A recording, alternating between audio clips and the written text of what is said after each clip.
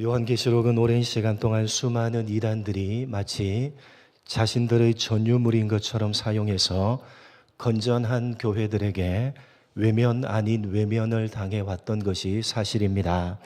내용상 많은 부분이 상징과 비유로 되어져 있어서 해석하기가 매우 난해할 뿐만 아니라 그런 난해한 부분들을 이단들이 자기네 유리한 방향으로 끼워 맞추기식으로 해석을 해서 많은 사람들, 특히 건전한 교회와 성도들을 미혹했을 뿐만 아니라 많은 부정적인 영향을 끼쳐서 기독교 신앙에 대한 잘못된 이해를 가지게 만들어 버렸습니다. 그 대표적인 것이 14만 4,666 이런 것들입니다. 여호와의 증인으로부터 시작해서 요즘 활발한 활동을 펼치고 있는 신천지에 이르기까지 요한계시록에 나오는 이 14만 4천이라는 숫자를 가지고 많은 사람들을 미혹해왔고 지금도 여전히 미혹하고 있습니다. 이들 이단들은 이 14만 4천이 장차 구원을 받을 실제적인 숫자라고 주장을 합니다. 여호와의 증인은 1874년에 예수님이 재림하신다고 하면서 14만 4천의 구원받은 무리 안에 들어야 한다고 주장을 하다가 1940년 자신들의 신도수가 14만 4천 명을 넘어서게 되자 이들 14만 4천 명은 제사장급의 특별한 무리들이고 14만 4천 이외에도 구원을 받을 사람이 더 많이 있다고 말을 바꾸어서 지금에까지 이르고 있습니다. 신천지 또한 12지파별로 각각 1만 2천 명씩 14만 4천 명을 모집하고 있는 중이며 이들 14만 4천 명이 제사장급의 사람들이라고 주장을 하고 있는 것입니다. 또한 어떤 이단들은 요한계시록에 오른손과 이마에 받는 짐승의 표라고 되어져 있는 666이라는 숫자를 바코드 인식 기호라고 주장을 합니다. 장차 적 그리스도가 나타나서 사람들을 통제하기 위해서 이마와 오른손에 이 바코드, 소위 베리칩이라고 하는 것을 받게 하고 이 베리칩을 받지 않은 사람은 매매를 할 수 없게 해서 베리칩을 받아야지만 사회생활이 가능하도록 만들어서 몸속에 삽입된 이 바코드인 베리칩을 이용해서 사람들을 통제하게 될 것이라고 주장을 합니다.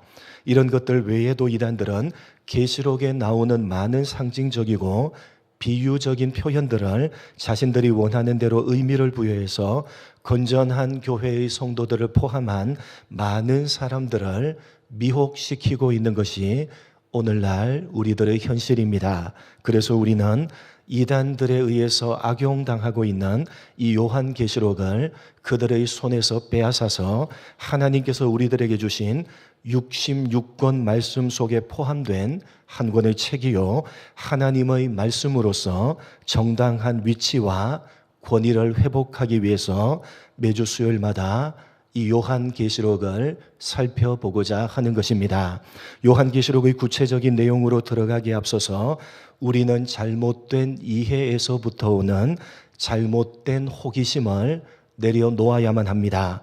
우리는 14만 4천, 666, 열불 달린 짐승, 적 그리스도 등과 같은 것들이 무엇을 의미하는 것인가 라는 호기심을 가지고 빨리 그런 내용으로 들어가기를 원하지만 그러나 그런 잘못된 호기심을 가지고 요한계시록을 대하게 되면 잘못된 방향으로 가버릴 가능성이 많기 때문에 그런 호기심을 접어두고 먼저 요한계시록이 가지는 전체적인 방향성에 대해서 분명하게 이해를 해야 되는 것입니다. 그러기 위해서 우리는 이 요한계시록이라는 책이 어떤 형식을 가지고 기록되었는지에 대해서 분명하게 이해할 필요가 있습니다. 여러분, 이 계시록은 어떤 형식으로 기록된 책입니까? 1절 말씀에서 보듯이 계시 혹은 묵시이며 또 반드시 속히 일어날 일들에 대한 기록, 다시 말해서 예언입니다. 계시, 더 정확하게 상징과 비유를 사용해서 계시된 묵시라는 형식으로 이 요한계시록이 기록되어져 있고 또 예언이라는 형식으로 기록되어져 있는 것입니다. 먼저 예수 그리스도의 계시입니다. 다시 말해서 이 요한계시록은 예수 그리스도께서 우리들에게 열어서 보여주시는 말씀입니다. 그렇기 때문에 이 계시록은 열어서 보여주시는 하나님께서 의도하시는 대로 해석해야 되고 하나님께서 의도하시는 대로 이해해야 되는 것입니다. 다시 말해서 계시록에 나오는 말씀, 특히 상징과 비유로 되어져 있는 말씀은 그냥 아무렇게나 마음대로 갖다 붙이기식으로 해석을 해서는 안 되고 열어서 보여주시는 하나님께서 의도하시고 원하시는 대로 하나님의 뜻에 따라서, 즉 말씀에 따라서 해석을 해야 하는 것입니다. 쉽게 말씀드리면 이 계시록은 하나님의 뜻, 다시 말해서 구약 성경을 비롯한 성경 말씀을 가지고 해석을 해야지만 바르게 해석을 할 수 있는 것입니다. 또한 계시록은 장차 되어질 일들에 대한 예언의 형식으로 기록된 말씀입니다. 여러분, 우리가 알아야 하는 것은 성경이 말하는 예언이라는 것은 앞으로 일어날 일들을 쪽집게처럼 맞추는 것이 결코 아니라는 사실입니다. 예언이란 하나님의 말씀을 의미하는 것입니다. 미래에 일어날 일들을 맞추는 것이 아니라 하나님의 말씀이기 때문에 그대로 되어지는 것입니다. 그래서 예언은 한문으로 어떻게 쓴다고 말씀을 드렸습니까? 무슨 예자를 쓴다고요? 미래에 일어날 일을 맞추는 식의 예언은요, 한문으로 예자를 미리 예자를 쓰는 겁니다. 그런데 성경은 한문으로 표현할 때 미리 예자를 사용하지 않고 맡을 예자를 사용해서 예언이라고 적는 것입니다. 우리가 예금을 맡기지 않습니까? 그때 예금할 때 그 예가 맡을 예자입니다. 그 예자를 써서 예언. 누가 주시는 말씀을 맡았단 말입니까? 하나님이 말씀을 맡기셨고 우리가 그 맡은 말씀을 말한다는 것입니다. 여러분, 그것이 성경이 말하는 예언인 것입니다. 이런 성경이 말하는 예언을 잘못 이해해서 교회 안에서 예언의 은사라고 하는 것을 마치 무당이 점을 치듯이 미래에 일어날 일들을 맞추는 어떤 능력으로 생각하는 경향이 있는데 잘못된 것입니다. 오해입니다. 여러분, 누가 예언의 은사를 가지고 있다는 말에 현혹되지 마시기 바랍니다. 소위 예언 기도 받으러 다니지 마시기 바랍니다.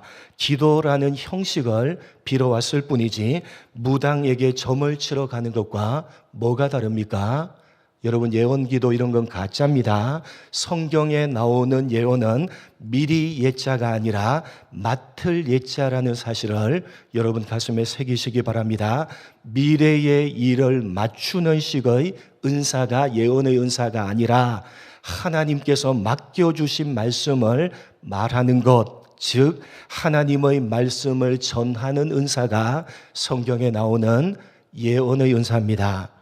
여러분, 성경 말씀을 설교하고 가르치는 은사, 그것이 바로 성경이 말하고 있는 예언의 은사인 것입니다. 이렇게 예언은 하나님의 말씀이고 하나님의 말씀이기 때문에 반드시 무엇으로 해석을 해야 되는 것입니까? 말씀으로 해석을 해야 되는 것입니다. 그러니까 이 계시록이 묵시라는 형식으로 기록되었고 또 예언이라는 형식으로 기록되어 있다는 것은 이 책을 아무렇게나 마음대로 해석을 하면 안 되고 하나님께서 의도하시는 대로 하나님의 말씀, 즉 성경 말씀을 가지고 그 말씀들과 어긋나지 않도록 해석을 해야 한다는 것을 우리에게 가르쳐 주는 것입니다. 그러므로 계시록을 제대로 바르게 이해하기 위해서는 66권 성경 전체의 말씀에 대한 균형 잡힌 실력을 갖추어야 되는 것입니다.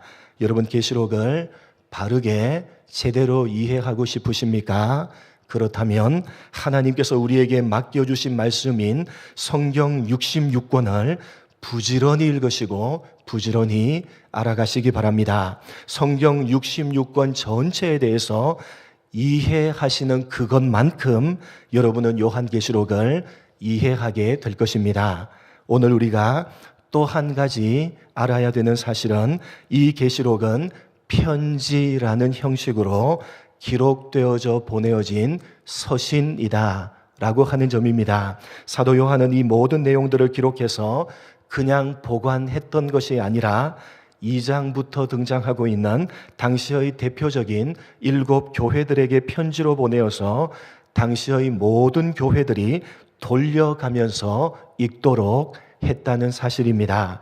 여러분, 이것이 왜 중요합니까? 그 이유는 편지라는 것은 반드시 당시의 현실적인 상황이 그 내용 속에 묻어 나오는 것이기 때문입니다. 무슨 말이냐? 편지를 쓴다는 것은 아무것도 없는 진공의 상태에서가 아니라 편지를 쓰는 사람이나 받는 사람이 처해 있는 어떤 현실적인 상황이 반드시 그 편지의 내용 속에 녹아져 있기 마련인 것입니다. 가령 여러분, 군대에 간 사람에게 편지를 쓴다고 한다면 당연히 군대라고 하는 현재적인 상황을 고려해서 그 내용을 쓸 것이고, 받는 사람도 군대라는 상황에서 그 편지를 받아서 읽을 것입니다. 그러니까 편지로 보내어졌다라고 하는 것은 이 계시록을 적을 그때의 상황이 그 내용 속에 반영되어져 있다는 것을 의미하는 것입니다. 무슨 말이냐? 계시록이 당시의 상황을 고려해서 보내어진 편지이기 때문에 제대로 해석하고 바르게 이해하기 위해서는 계시록이 기록될 당시의 상황에 대해서 반드시 알고 있어야 한다는 것입니다. 편지를 적어 보내는 요한은 당시 어떤 상황 속에 있었으며 또 편지를 받아보고 있는 7 교회 성도들을 포함한 모든 성도들은 당시 어떤 상황 속에 있었는지를 반드시 알아야 된다는 말씀입니다. 우리가 잘 알고 있듯이 이 요한계시록을 적은 사람은 누굽니까? 누가 적었습니까? 사도 요한입니다. 그는 예수님의 12제자 가운데 가장 나이가 어린 사람이었고 90살이 넘도록 가장 오래 살았던 사람으로 알려져 있습니다. 이 요한이 그의 인생 말년에 로마에 의해서 에베소 남서쪽으로 약 90km 떨어진 밤모라 이름하는 외딴 섬에 유배되어서 기록해서 보낸 편지가 바로 이 요한계시록입니다. 로마에 의해서 밤모섬에 유배되어 갇힌 노 사도가 이 요한계시록을 적어서 편지로 육지에 있는 7 교회를 비롯한 모든 교회들에게 보낸 것입니다. 그러므로 이 요한계시록의 내용에는 당연히 그 당시의 상황에 적실한 내용들이 담겨져 있는 것입니다. 여러분, 계시록을 편지로 기록했던 요한은 당시 어떤 상황 속에 있었습니까? 로마에 의해서 외딴 섬에 유배되어져 있는 상황입니다. 다시 말해서 로마가 기독교를 핍박하는 가운데 당시 기독교의 수장이라고 할 수 있었던 사도 요한을 체포해서 멀리 떨어진 섬에 가둬버린 것입니다. 따라서 이 편지를 받아본 육지에 있는 교회들 역시 기독교를 핍박하고 있는 로마에 의해서 극심한 어려움을 당하고 있었던 상황이었습니다. 원래 로마라고 하는 나라는 자신들이 정복한 나라들에 대해서 특히 종교적인 부분에 대해서 매우 관대한 정책을 썼습니다. 그것은 로마가 가지고 있었던 종교가 많은 신들을 인정하는 다신교였기 때문입니다. 로마가 다른 나라들을 정복하고 대제국이 되기 전에 앞서 거대한 제국을 이루었던 나라는 어떤 나라였습니까? 로마 이전에 어떤 나라가 대제국을 이루었습니까? 그리스라는 나라가 대제국 그리스 제국을 이루었습니다. 우리가 잘 아는 알렉산더 대왕이 중동과 유럽 그리고 중앙아시아까지 정복을 하고 거대한 헬라 제국이라 부르는 그리스 제국을 이루게 됩니다. 특히 이 그리스 제국은 철학의 발생지로 헬레니즘 문화라고 하는 찬란한 문화를 꽃피우게 됩니다. 그 이후에 세계를 다시 한번 정복했던 나라가 바로 로마입니다.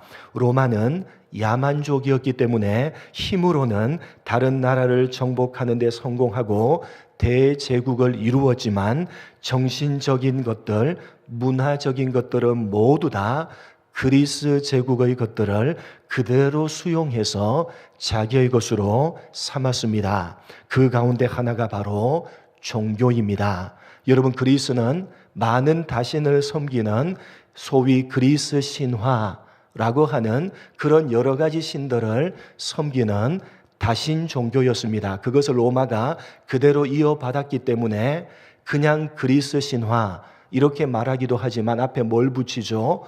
로마 그리스 신화 아니면 그리스 로마 신화 이렇게 붙이는 것은 그리스 제국의 정신적인 것들, 문화적인 것들을 로마가 그대로 수용해서 받아서 자기의 것으로 삼았기 때문입니다. 그 가운데 하나가 종교입니다. 우리가 잘 아는 대로 그리스는 제우스 신을 비롯해서 아폴로, 큐피트 등과 같은 여러 가지 신들을 섬겼고 로마도 이것을 그대로 받아들여서 여러 가지 신들을 섬기는 종교를 가지고 있었습니다. 그렇기 때문에 로마는 다른 나라를 정복하여 다스릴 때 다른 부분은 몰라도 종교에 대해서만큼은 그 나라 고유한 종교를 인정해 줄 정도로 상당히 관대했습니다.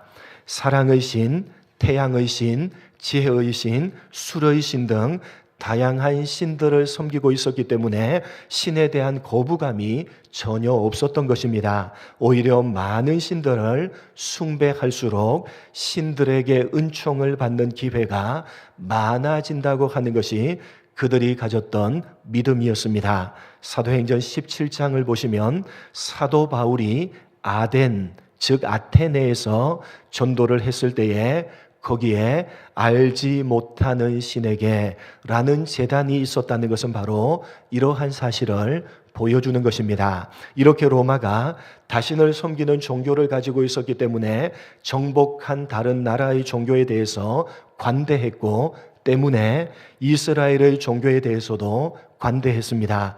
기독교가 로마의 지배하에서도 쉽게 전파될 수 있었던 이유들 가운데 하나가 바로 이러한 로마의 종교 정책 때문이었습니다. 그랬던 로마가 1세기 후반부로 접어들면서 점점 기독교를 핍박하기 시작합니다. 그리고 네로 황제와 도미티안 황제 때 그 절정을 이루게 됩니다. 다른 나라의 종교에 대해서 관대했던 로마가 왜 갑자기 기독교를 핍박하게 되었는가 하면 기독교가 로마 종교와 다른 점은 크게 두 가지입니다. 첫째는 여러 신들을 인정하는 다신교가 아니라 유일신 사상을 가지고 있다는 점입니다. 그리고 두 번째는 로마는 의식을 상당히 중요시 여겼습니다.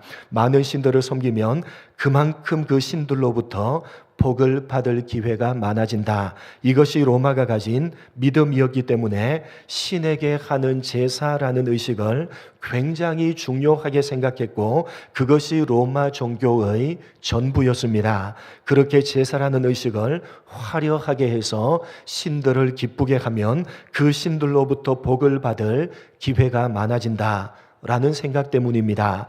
그러나 반면에 기독교는 그때나 지금이나 의식보다는 무엇을 중요하게 생각합니까? 말씀을 보다 중요하게 여깁니다. 그래서 기독교의 집회는 단순한 의식이나 제사가 아니라 말씀이 그 중심에 있었던 것입니다. 그래서 로마는 기독교를 합법적이지 않는 불법적인 종교로 간주했고 점점 기독교를 핍박하기 시작했던 것입니다. 로마는 여러 신들을 인정하는 다신교여서 정복한 나라들의 신들을 인정하고 받아들임으로써 자연스럽게 로마의 신들도 정복한 나라들에게 스며들어갈 수 있도록 했고, 대부분 다신교였던 나라들은 그렇게 되었는데 유독 기독교만은 철저하게 유일신을 외치면서 다른 신들을 거부했기 때문입니다. 특히 로마가 황제를 신격화해서 여러 신들 가운데 로마 황제를 최고의 신으로 여기게 만들어 갔는데, 기독교는 그것을 정면으로 거부해버렸기 때문에 기독교를 핍박했던 것입니다. 더욱이 로마가 많은 신들을 둘수록 그 신들에 의해서 복을 받을 기회가 많아진다고 하면서 그 신들에게 드리는 제사 의식을 중요시하면서 모든 사람들이 참여하도록 권장을 했는데, 기독교는 유일신 사상을 내세우면서 로마 황제를 비롯한 여러 신들에 대한 제사의식에 참여하기를 거부했을 뿐만 아니라 말씀을 중심에 내세우면서 제사의식보다 말씀을 가르치는 것에 중점을 두면서 로마의 종교 정책과는 정반대 방향으로 나아갔기 때문에 로마가 기독교를 극심하게 핍박했던 것입니다. 그래서 사도 요한이 그 로마의 핍박에 의해서 밤모섬에 유배가 된 것이고, 그 섬에 갇혀서 계시록을 편지로 써서 대대적인 로마의 핍박을 받고 있었던 7 교회를 비롯한 모든 성도들에게 편지로 보낸 것입니다. 그래서 그 내용을 묵시로, 즉 많은 상징과 비유를 사용해서 적을 수밖에 없었던 것입니다. 여러분, 왜 비유와 상징으로 적을 수밖에 없었는지 이해가 되십니까? 사도 요한이 밤모섬에서 편지를 적어서 육지로 보내게 되면 중간에 누가 전달 역할을 하겠습니까? 로마가 중간에서 전달 역할을 하면서 무슨 불순한 내용이 편지에 적혀져 있지 않는가를 사전에 검열했던 것입니다. 여러분, 그래서 그 내용들을 로마가 봐도 알지 못하는 상징과 비유, 그러나 누구는 알아야 됩니까? 로마는 몰라도 누구는 알아야 되죠. 이 편지를 보내면 로마가 중간에 검열을 하면 로마는 무슨 내용인지는 몰라도 누구는 알아들어야 됩니까? 육지에 있는 이 편지를 받아보는 성도들은 알아들을 수 있는 상징과 비유, 어디에 나오는 상징과 비유겠습니까? 구약 성경을 비롯한 성경에 나오는 상징과 비유로, 그래서 요한이 묵시로 적을 수밖에 없었던 것입니다. 로마의 극심한 핍박 가운데서 하루하루를 믿음으로 버티고 살아가고 있었던 성도들에게 로마는 봐도 무슨 말인지는 알지 못하지만 성도들은 보면 금방 알만한 내용인 성경에 등장하는 상징과 비유를 사용해서 이 계시록을 적어서 보낸 것입니다. 여러분, 생각해 보십시오. 예수를 믿는다는 이유 하나만으로 정상적인 사회생활이 불가능해지고, 예수를 믿는다는 이유 하나만으로 잡혀서 로마 지하 감옥에 갇히게 되고, 예수를 믿는다는 이유 하나만으로 수많은 사람들이 지켜보는 원형 경기장에서 사자밥이 되어지는 그런 극심한 핍박 가운데 있던 성도들에게 이 계시록을 편지로 적어서 보내면서 여러분, 도대체 무슨 내용을 적어서 보냈겠습니까? 당시의 상황에 비추어 볼 때 여러분, 이 계시록은 결코 두렵고 무서운 내용의 말씀일 수가 없는 것입니다. 이단들이나 혹은 계시록을 잘못 해석하는 사람들이 이 계시록을 두렵고 무섭게 해석을 해서 성도들을 위협하는 경우가 많은데 너무나도 잘못된 것입니다. 상식적으로 여러분 한번 생각해 보십시오. 로마의 극심한 핍박 속에서 목숨을 걸고 하루하루를 믿음으로 버티고 있었던 1세기 당시 성도들에게 편지로 보낸 것입니다. 여러분 같으면 안 그래도 핍박 가운데 목숨을 걸고 하루하루를 버티고 있는 사람들에게 여러분 같으면 무섭고 두려운 내용으로 보내겠습니까? 보내지 않을 것 아닙니까? 여러분, 안 그래도 로마가 예수 믿는 사람들을 잡아 죽이는 그런 극심한 핍박 가운데 믿음을 포기하지 않고 신락 같은 그 믿음을 부여잡고 핍박을 이겨내며 하루하루를 버티고 있었습니다. 성도들이 말입니다. 그런 성도들에게 지금 그 로마의 핍박 속에 밤모섬에 유배되어져 있는 사도 요한이 편지를 적어서 보내는 것입니다. 여러분, 그 상황 속에서 여러분 같으면 두렵고 무서운 내용을 보내겠습니까? 아니면 위로를 주고 소망을 주고 힘을 줄 수 있는 내용을 보내겠습니까? 당연한 것 아닙니까? 여러분, 상식적이지 않습니까? 두말할 나위가 없는 것입니다. 너희가 믿음으로 소망하는 하나님의 나라가 반드시 올 것이다. 하나님께서 지금 현재 너희와 함께 하고 계신다. 결국 하나님께서 핍박하는 저들을 심판하시고 너희로 승리케 하실 것이다. 지금 현실이 너무나 어렵고 힘이 들겠지만 너희가 지금 믿음을 지키면서 걸어가고 있는 그 길이야말로 하나님께서 가장 기뻐하시는 길이고 말씀을 따라서 살아가는 그 삶이야말로 가장 복된 삶이다. 결국 그것이 드러나게 되는 때가 반드시 올 것이다. 이 하나님의 말씀을 읽는 자와 듣는 자 그리고 그 말씀을 지키는 자야말로 복된 자다. 그러니까 어떤 일이 있어도 지지 말고 포기하지 말고 하루하루를 믿음으로 살아가라. 현실에 지지 말고 하나님의 사람으로 버텨내라. 바로 이것이 요한계시록 전체가 말하고자 하는 핵심 내용인 것입니다. 사랑하는 성도 여러분, 이 요한계시록은 예수를 믿는 믿음으로 현재를 살아가고 있는 하나님의 백성들에게 주시는 하나님의 말씀입니다. 미래에 특히 마지막 때가 되면 이러저러한 일들이 일어날 것이다. 여러분, 이걸 요한계시록이 이야기하고 싶은 것이 아니라 예수를 믿고 살아가고 있는 지금 현재를 교훈하고자 하는 것이 바로 이 요한계시록인 것입니다. 여러분, 성경은 종말이 결코 먼 미래라고 말하지 않습니다.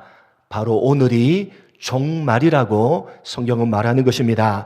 우리가 살아가는 하루하루가 바로 성경이 말하는 종말입니다. 왜냐하면 우리들은 내일을 장담할 수 있습니까? 없습니까? 내일을 장담할 수가 없기 때문입니다. 여러분, 우리는 오늘을 제대로 살지 않으면서 내일을 이야기해서는 안 될 것입니다. 내일이 우리에게 주어질 것이라고 그 누구도 장담할 수가 없기 때문입니다. 그래서 요한계시록을 읽으면서 먼 미래에 마지막 때에 일어날 일이라고 여러분 그렇게 생각해서는 곤란한 것입니다. 바로 지금 현재를 교훈하기 위해서 주시는 것입니다. 여러분, 당시 이 편지를 받아봤던 1세기 당시 성도들에게 적실한 내용, 그들이 지금 하루하루를 어떻게 살아가야 하는지를 여러분 요한계시록으로 교훈하고자 요한이 편지를 적어서 보낸 것 아닙니까? 만약에 1세기 당시에 사람들에게 전혀 적용이 되지 않는 아주 까마득하게 아직도 일어나지 않는 만약에 미래의 어떤 마지막 순간에 일어나게 될 일이라고 한다면 이 요한계시록을 요한이 적어서 1세기 당시 핍박 가운데 있는 성도들에게 편지로 보낼 이유가 없지 않습니까? 그들에게 해당되지도 않는 말씀인데 여러분 그렇게 생각해서는 안 되는 것입니다. 먼 미래에 마지막 때에 일어날 일이 아니라 지금 현재 일어나고 있는 일들, 1세기 당시에 일어나고 있었던 일들, 그리고 동일하게 지금 현재도 일어나고 있는 일들, 그 일들 속에서 너희가 어떻게 믿음을 지켜야 되고 어떻게 살아가야 되는지 지금 현재를 교훈하기 위해서 이 요한계시록을 적고 있는 것이고 우리는 그렇게 요한계시록을 받아야만 되는 것입니다. 여러분, 우리는 오늘을 제대로 살지 않으면서 내일을 이야기해서는 안 될 것입니다. 여러분, 오늘 밤에라도 하나님께서 우리를 부르신다면 누가 그 부름을 거역하고 내일을 기약할 수가 있겠습니까? 여러분, 내일은 결코 우리의 날이라고 할 수가 없는 것입니다. 그래서 우리의 종말은 먼 미래가 아니라 내일이 아니라 바로 오늘, 지금 이 시간인 것입니다. 요한계시록은 바로 오늘의 이야기를 하고 있는 것입니다. 오늘 하루하루를 믿음으로 살아가시는 여러분 되시기를 축복합니다. 축복합니다. 내일을 이야기하면서 오늘을 핑계하지 마시기 바랍니다. 하나님의 사람으로 섬기는 일을 자꾸만 내일로 미루지 마시고 오늘 하루하루를 믿음으로 살아내시기 바랍니다. 여러분, 예수를 믿고 살아가는 오늘은 결코 만만치가 않을 것입니다. 성경은 말합니다. 무릇 주 안에서 경건하게 살고자 하는 자는 세상에서 핍박을 받으리라. 1세기 당시 요한계시록을 직접 받아봤던 저들과 우리가 동일한 상황과 환경 속에서 살아가고 있는 것이고, 거기에 적실한 요한계시록의 말씀을 1세기 당시에 요한이 보냈던 것이고, 우리는 성경을 통해서 받아보고 있다는 사실입니다. 여러분, 가정에서, 학교에서, 직장에서 여러분이 예수를 믿는 사람으로 말씀을 따라서 한번 살아보시기 바랍니다. 결코 쉽지 않을 것입니다.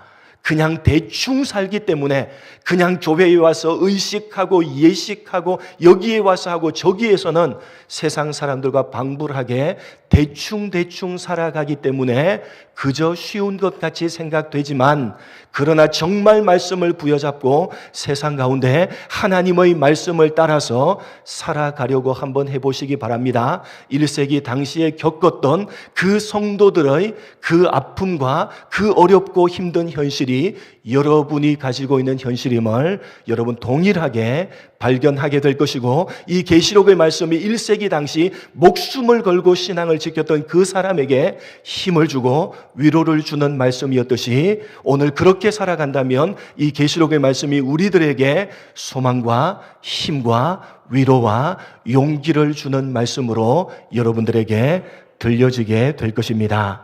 여러분, 결코 만만치 않은 현실, 결코 쉽지 않은 현실입니다. 그것을 버텨내라는 것이 요한계시록입니다. 어떤 핍박과 어려움이 있다 할지라도, 어떤 불이익을 세상 속에서 당한다 할지라도 오늘이라는 하루를 하나님의 말씀을 따라서 하나님의 사람으로 버티면서 살아내라. 그렇게 하나님의 사람으로 버티면서 하루하루를 말씀을 따라서 살아가는 그것이 가장 큰 기쁨이요 복인 줄 알라. 계시록 전체가 외치는 말씀을 여러분 가슴에 새기시고, 그렇게 하루하루를 하나님의 사람으로 버티면서 살아가리라 라는 결단으로 계속되어지는 이 계시록의 말씀에 귀를 기울이실 때에, 그런 사람들에게 성령께서 이 계시록의 장엄한 말씀을 열어서 명백하게 여러분들에게 보여주시고 들려주실 것입니다. 여러분 모두가 그 일의 주인공들이 되시기를 주님의 이름으로 간절히 축복합니다. 하나님 아버지, 감사합니다.